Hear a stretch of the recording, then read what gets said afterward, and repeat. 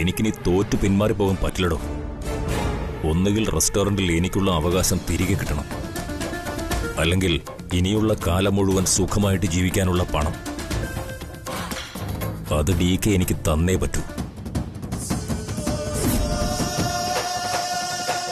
ഇല്ലെങ്കിൽ ആ വീട്ടിൽ ഏതെങ്കിലും ഒരെണ്ണത്തിന്റെ ജീവൻ അതെടുത്തിട്ടേ മൂർത്തി മടങ്ങിപ്പോകൂ.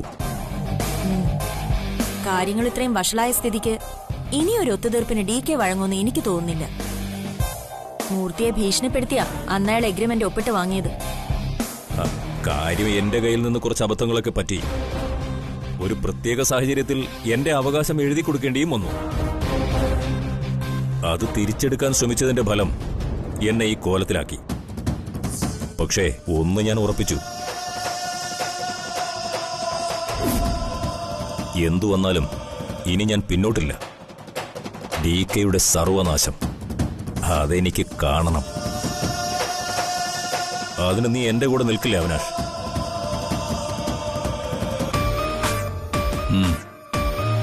നിൽക്കും. DKയുടെ തകർച്ച തന്നെയാണ് എന്റെ ലക്ഷ്യം.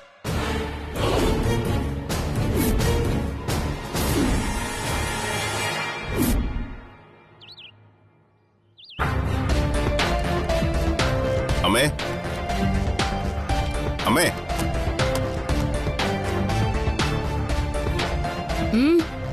എന്ത് വേണം? നീയാണോ എന്റെ അമ്മ? അമ്മയോടെ?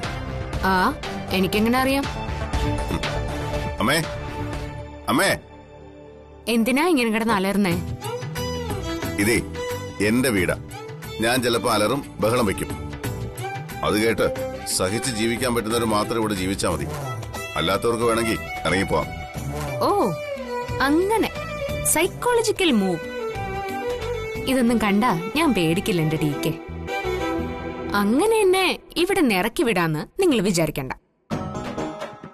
അതെ, അന്ന് പടക്കത്തിനകത്തിരുന്ന് പൊട്ടിത്തെറിച്ച് പോവേണ്ടതായിരുന്നു. ഞാനാ രക്ഷിച്ചത്, അത് ഓർമ്മ വേണം. ഇതിനേക്കാൾ ഭേദം അന്നങ്ങ് പൊട്ടിത്തെറിക്കുന്നതായിരുന്നു. അതെ, എനിക്കൊരു കാര്യം പറയാനുണ്ട്. എന്ത് കാര്യം? ഞാനൊരു സ്ഥലം വരെ പോവാ. നാളെ രാവിലെ മടങ്ങി വരൂ. അതുവരെ ഇവിടെയുള്ളവർക്ക് കുഴപ്പങ്ങളൊന്നും ഉണ്ടാകാതെ നോക്കണം. എന്നെ കൊണ്ടൊന്നും പറ്റില്ല. നിങ്ങളുടെ മക്കളെയും മരുമക്കളെയും നോക്കാൻ എന്നെ കൊണ്ട് വയ്യ. ഞാനാരാ ക്ലോക്ക് റൂം സൂക്ഷിപ്പുകാരിയോ? ഒരു കാര്യം ചെയ്യും, അവരെ വല്ല ടിന്നിലും ഇട്ടടച്ച് ഫ്രിഡ്ജിൽ വെച്ചിട്ട് പോ. തിരിച്ചു വരുമ്പോ ചെയ്യാതെയും പുളിക്കാതെയും സുരക്ഷിതമായി ഇരുന്നോളൂ. Hello my dear sun.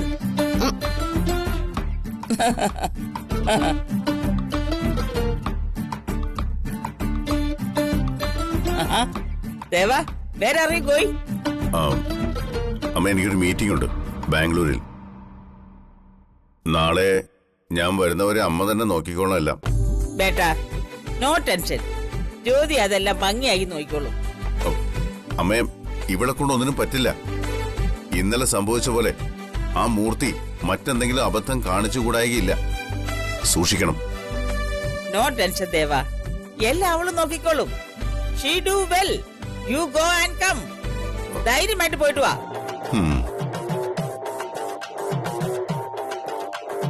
തിരിച്ച് ഞാൻ വരുമ്പോഴും എല്ലാം ഇതുപോലെ തന്നെ കാണണം. പാടം പോലെ ഉഴുതു മറിക്കരുത്. ശരിയമ്മേ, ഞാൻ പോയിട്ട് വരാം.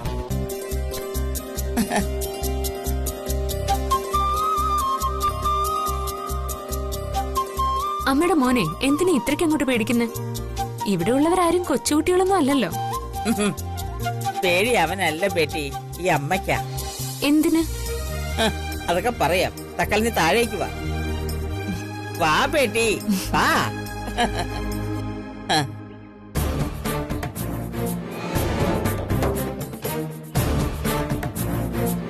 അവിടോട്ടേക്ക് അതിങ്ങെടുക്ക്. ഗമ്മ.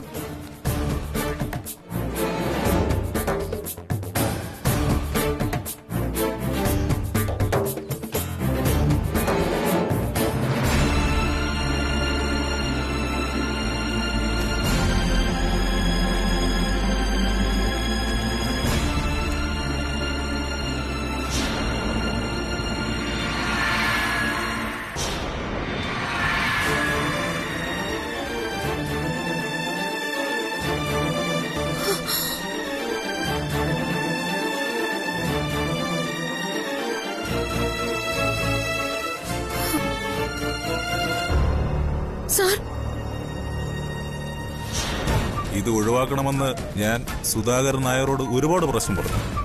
കഴിഞ്ഞ 2 തവണയും ഞാൻ നേരിട്ട് നോട്ടീസ് കൊണ്ടുതന്നു. വിവരങ്ങളെല്ലാം വിശദമായി പറഞ്ഞതല്ലേ. എന്നിട്ടും പണമടയ്ക്കാനുള്ള ഒരു നടപടിയും നിങ്ങൾ ചെയ്തില്ല. 7 ദിവസത്തിനകം മുഴുവൻ തുകയും അടച്ചില്ലെങ്കിൽ വീട് ഞങ്ങൾ ജപ്തി ചെയ്യും. വാ. സാർ, അയ്യോ അമ്മേ,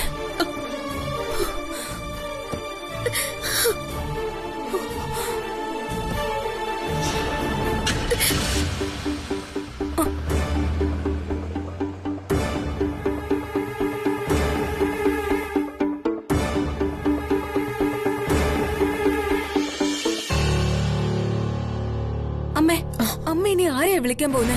അച്ഛനെ അല്ലതാരെയാ? ഈശ്വര, ഞാൻ ഇനി എന്ത് ചെയ്യും? കെട്ടുപ്രായം തികഞ്ഞ ഒരു പെണ്ണിനെയും കൊണ്ട് തെരുവിലേക്ക് ഇറങ്ങേണ്ടി വന്നല്ലോ. അമ്മേ, അമ്മ ഇപ്പൊ അച്ഛനെ വിളിക്കണ്ട. അച്ഛൻ വരുമ്പോ വിവരം അറിഞ്ഞാ മതി. ഇല്ലെങ്കിൽ ടെൻഷൻ കൊണ്ട് അച്ഛൻ എവിടെയെങ്കിലും വീണ് പോവും. എന്നാ പിന്നെ DK വിളിക്കാം. മരുമകനല്ലേ? സ്വന്തം ഭാര്യയുടെ കുടുംബത്തിന് ഒരു കഷ്ടകാലം വരുമ്പോ വന്ന് രക്ഷിക്കേണ്ട കടമ മരുമകനില്ലേ? കോടിക്കണക്കിന് പണം കയ്യിലുള്ള ആളല്ലേ? അതിൽ നിന്നൊരു 25 ലക്ഷം രൂപ തന്ന് കടം വീട്ടാൻ സഹായിച്ചാൽ എന്താ കുഴപ്പം? അത് നാണക്കേടല്ലേ അമ്മേ? ഒരു നാണക്കേടും ഇല്ല. ഇതൊക്കെ ഒരു മരുമകന്റെ കടമയാ.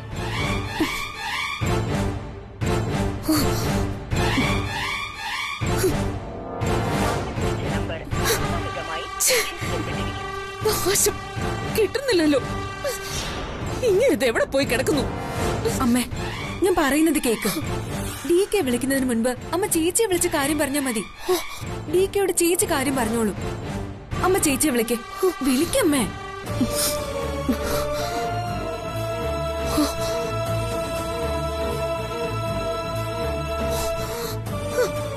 ഇവളെ വിളിച്ചിട്ട് കിട്ടുന്നില്ലല്ലോ. ഇവളെന്താ ചത്തുപോയോ? അമ്മ ഇങ്ങ എടുത്തേ, ഞാനൊന്ന് വിളിച്ചു നോക്കട്ടെ. ഇങ്ങ എടുക്കമ്മേ.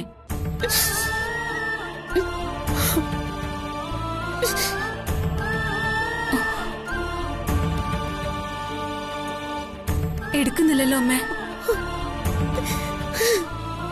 എന്റെ കിടപ്പാടും പോയല്ലോ ദൈവമേ. ഞാനിനി ആരെ വിളിക്കും?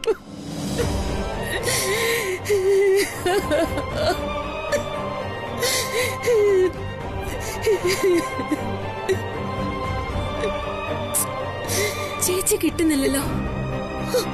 എന്താടി, അവൾ എടുക്കുന്നില്ലേ? ഇല്ല. ഇല്ലടി, അവൾ എടുക്കില്ല. ഒരത്യാവശ്യം വന്നാ ഒരാളും കാണില്ല.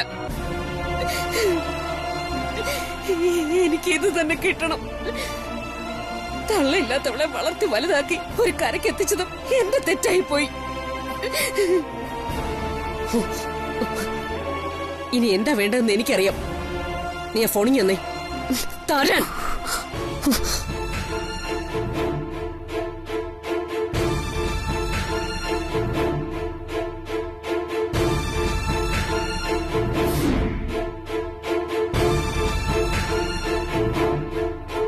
അമ്മ ഇനി ആരെയാ വിളിക്കാൻ പോകുന്നേ?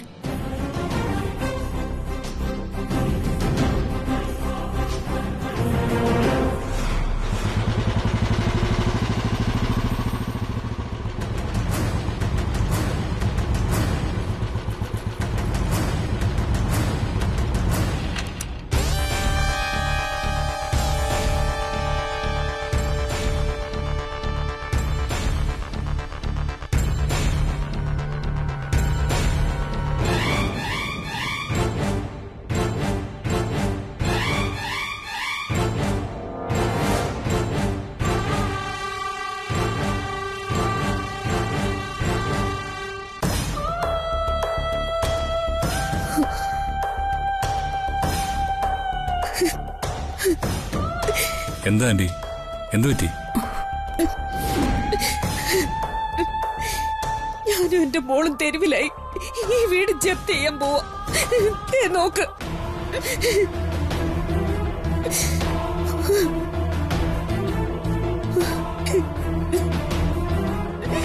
അമ്മേ, അമ്മ ഇങ്ങനെ കരയാതെ, നാണം കേഴാ. എന്ത് കാണിക്കാൻ?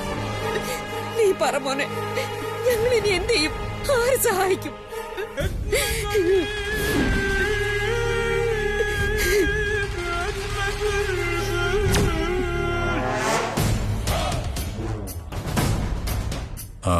ഇതിപ്പോ ഞാനെന്ത് പറയാന്?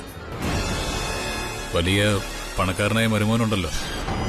ഇനിയിപ്പോ ഞാൻ നിങ്ങളെ സഹായിക്കാന്ന് പറഞ്ഞാ അയാൾക്ക് ഇഷ്ടപ്പെടൂ? ആർക്ക് ഇഷ്ടപ്പെട്ടില്ലെങ്കിൽ മോനെന്താ?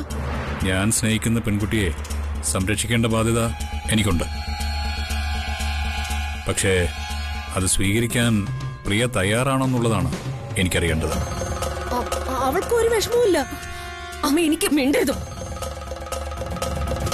എനിക്ക് എന്റെ അഭിമാനം വലുത്. അതിനുവേണ്ടി ഞാൻ എന്ത് ചെയ്യും?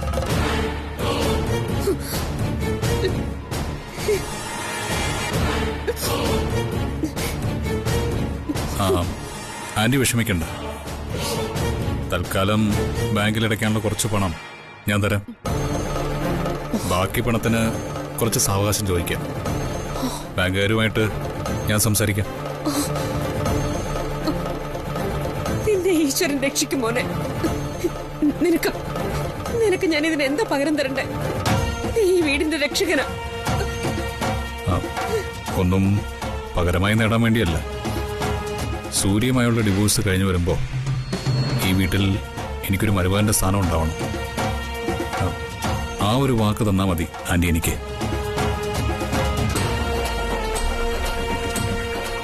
ഞാൻ നിനക്ക് എന്ത് വാക്ക് വേണമെങ്കിലും തരാം.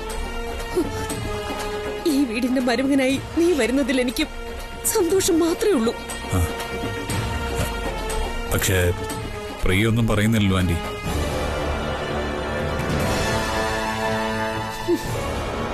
പ്രിയേ, എടി നീ എന്തായി കാണിക്കുന്നേ? പ്രിയേ,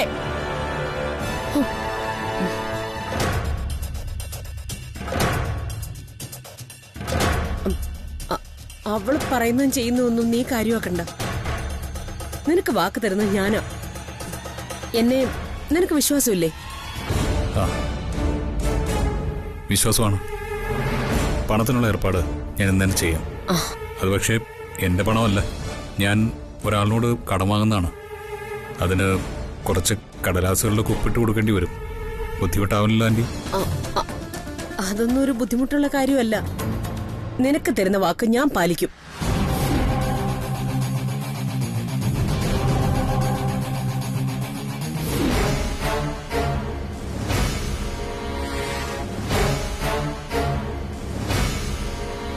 ഡിയെ വേദനിപ്പിക്കാനുള്ള ഏറ്റവും നല്ലൊരു അവസരമാണിത്.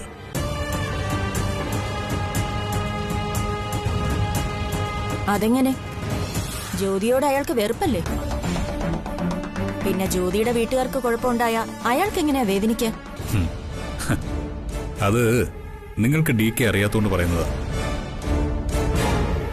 DKക്ക് ജ്യോതിയുടെ എതിർപ്പുണ്ടായിരുന്നു. പക്ഷേ ജ്യോതിയുടെ വീട്ടുകാരോട് അയാൾ ഒരിക്കലും അത് കാണിക്കില്ല.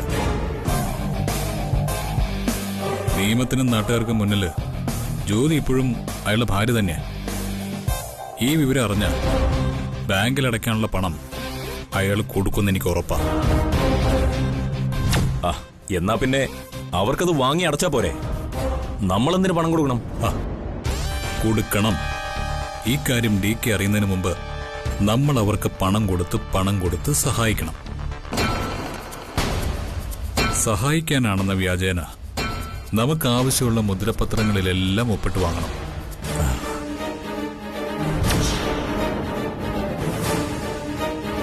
അവരെ നമ്മുടെ പരിധിക്ക് നിർത്തണം. അതങ്ങനെ എളുപ്പത്തിൽ സാധിക്കുന്ന കാര്യമാണോ? നടക്കുന്നു. ചില സമയത്തെ എല്ലാം നമുക്ക് അനുകൂലമായിട്ട് തന്നെ നടക്കും.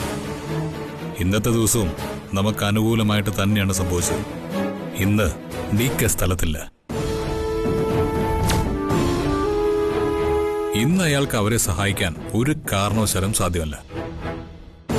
ആ സമയമാണ് നമ്മൾ ഉപയോഗിക്കേണ്ടത്. നിങ്ങൾ അവർക്ക് പണം കൊടുത്ത് സഹായിച്ചാൽ DK നിങ്ങളെ തേടി വരും. ഒപ്പിട്ട കടലാസുകൾ തിരികെ ചോദിക്കും. അപ്പം നിങ്ങൾക്ക് അയാളോട് ബാർഗെയിൻ ചെയ്യാം. റെസ്റ്റോറന്റിന്റെ അവകാശം തിരികെ ചോദിക്കാം. അതിന് അവർക്ക് കൊടുക്കാൻ പണം എവിടെ? ഞങ്ങളുടെ കയ്യിൽ പണം ഇല്ലെന്ന് നിനക്കറിയാവുന്നതല്ലേ, പിന്നെ ഞങ്ങൾ എങ്ങനെ സഹായിക്കാനാ? പണം ഞാൻ തരും, പക്ഷേ അതെന്റെ പണമായിട്ടല്ല, നിങ്ങളുടെ പണമായിട്ട്. എന്താ അത്രയും പോരെ ഡീക്ക് കുത്തി നോക്കിയാൻ? മതി, ഇത് തന്നെ ധാരാളം. നീ പറഞ്ഞത് ശരിയാണ് അവിനാഷ്. ഡീക്കയുടെ ഭാര്യ വീട്ടുകാരെ നമ്മൾ പണം കൊടുത്ത് സഹായിക്കുന്നതിനേക്കാൾ വലിയ നാണക്കേട് ഡീക്കയ്ക്ക് വേറെ കിട്ടാനില്ല.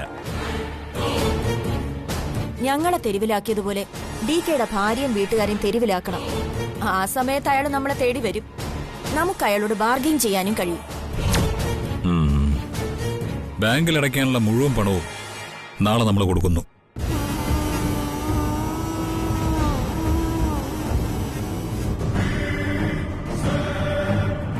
ഇപ്പൊ തന്നെ ഞാൻ ആ സ്ത്രീയെ വിളിച്ച് വിവരം പറയാം. പണത്തിനോട് ആർത്തിമൂത്തൊരു പ്രത്യേകതരം ജന്മമാണ് ആ സ്ത്രീ.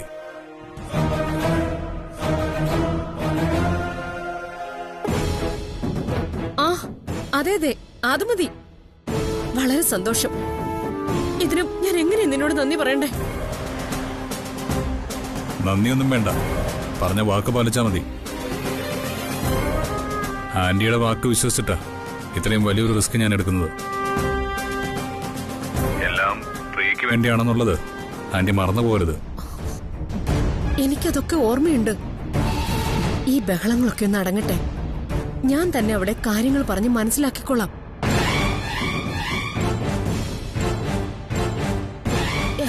ഇല്ല, ഞാൻ ചതിക്കില്ല. നിന്റെ ഡിവോഴ്സ് കഴിഞ്ഞാലുടൻ നീയും പ്രിയയും തമ്മിലുള്ള വിവാഹം ഞാൻ നടത്തിത്തരും.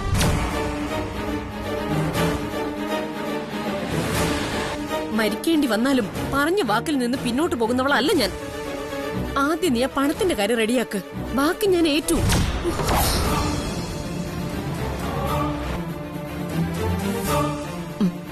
ശരി.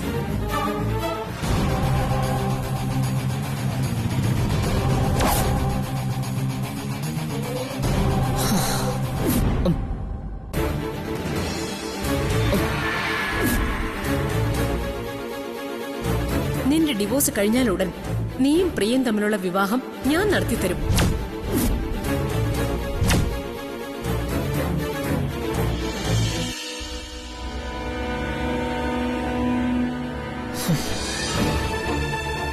അമ്മേ, ഞാനിത് സമ്മതിക്കില്ല. അങ്ങനെ എന്റെ പേര് പറഞ്ഞ് അമ്മ ആരുടെയും കയ്യിൽ നിന്ന് കാശ് വാങ്ങുന്നത് എനിക്ക് ഇഷ്ടമല്ല. അതിനേക്കാൾ നല്ലത് വല്ല തെരുവിലേക്ക് ഇറങ്ങി പോകുന്നതാ. എന്നാ ഇറങ്ങടി. ഓർമ്മ നഷ്ടപ്പെട്ടുകൊണ്ടിരിക്കുന്ന നിന്റെ അച്ഛനെ കുട്ടി തെരുവിലോട്ട് ഇറങ്ങടി. എന്നിട്ട് വല്ല കടത്തിനോ മാർക്കറ്റിലോ പോയി കിടക്ക്. പക്ഷേ അതിന് എന്നെ കിട്ടില്ല. അമ്മേ, എനിക്ക് പറ്റിയൊരു തെറ്റാ അവിനാശ്. ഞാൻ അവനെ എന്റെ ജീവിതത്തിൽ നിന്ന് തന്നെ ഒഴിവാക്കണമെന്ന് വിചാരിക്കുമ്പോ അമ്മ അവനെ വീണ്ടും എന്റെ ജീവിതത്തിലേക്ക് നിർബന്ധിച്ചു കൊണ്ടുവരുന്ന എന്തിനാ? ഞാനിത് ചേച്ചിയോട് പറയാൻ പോവാ. എന്നാ പിന്നെ ഒരു 25 ലക്ഷം തിരിച്ചടയ്ക്കാൻ നീ നിന്റെ ചേച്ചിയോട് പറയടി. അവളുടെ ഒരു ചേച്ചി. എടി, കല്യാണം കഴിഞ്ഞു പോയിട്ട് ഇത്രയും നാളായിട്ട് അവൾ ഈ വീട്ടിലേക്കൊന്ന് തിരിഞ്ഞു നോക്കിയോ? അവള് വിചാരിച്ചിരുന്നെങ്കിൽ ഈ കടം എത്ര നിസ്സാരമായിട്ട് അടയ്ക്കാമായിരുന്നു. അതിനും മനസ്സ് കാണിക്കാത്തവളുടെ കാര്യം മേലിൽ എന്നോട് മിണ്ടരുത്. അമ്മേ, ചേച്ചി വിളിക്കും, സഹായിക്കും. അമ്മ കുറച്ചുകൂടി ഒന്ന് കാത്തിരിക്കുക. ഇല്ലെങ്കിൽ ഞാൻ പോയി ചേച്ചിയോട് കാര്യം പറയാം. ദേ, പുറത്ത് പതിച്ചിരിക്കുന്നതേ ഈ വീടിനെ ജപ്തി ചെയ്യാനുള്ള നോട്ടീസാ. ഇതടയ്ക്കാൻ വേണ്ടി ഞാൻ എന്ത് ചെയ്യും? എടി, ആ ഹിറ്റ്ലറിനേക്കാളും വലിയ പണക്കാരൻ അവിനാശ്. അത് നീ മറക്കരുത്. അവളെക്കാൾ വലിയൊരു ജീവിതം നിനക്ക് കിട്ടും. അതിനുവേണ്ടി ഞാൻ എന്ത് കളിയും കളിക്കും. ഇടയ്ക്ക് കയറി തടസ്സപ്പെടുത്താൻ വന്ന കൊന്നുകളയും നിന്നെ ഞാൻ.